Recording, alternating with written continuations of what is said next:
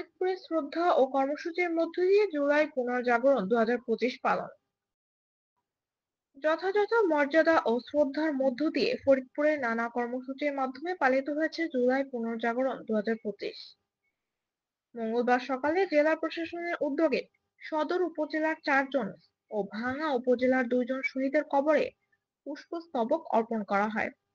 গোয়ালচামটি শহীদ জান শরীফ মিঠুর কবরে শ্রদ্ধা জানান জেলা প্রশাসক মোহাম্মদ কামরুল আহসান মোল্লা ও পুলিশ সুপার মোহাম্মদ আব্দুল জলিল। উপস্থিত ছিলেন civil surgeon doctor Mohammad Mahmudul Hasan, জেলা পরিষদের প্রধান নির্বাহী কর্মকর্তা মোহাম্মদ বাকাহিদ হোসেন, ফরিদপুর প্রেস ক্লাবের সভাপতি মোহাম্মদ কবিরুল ইসলাম সিদ্দিকী সহ প্রশাসনের বিভিন্ন পর্যায়ের কর্মকর্তা ও স্থানীয় জনগণ। শহীদদের রুহের মাগফিরাত কামনা করে দোয়া ও মোনাজাত অনুষ্ঠিত হয়। পরে কবি জসিমউদ্দিন হলে শহীদ পরিবার ও জুলাই যোদ্ধাদের সংবর্ধনা দেওয়া হয় এবং আহত যোদ্ধা ও শহীদ পরিবারের সদস্যদের সম্মাননা ও উপহার প্রদান করা হয়।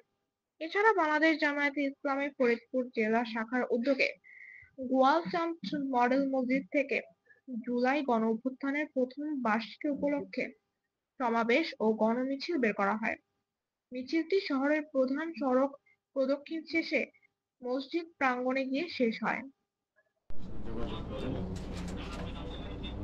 ফোন করেন এবং মেসেজ দিলেও আমরা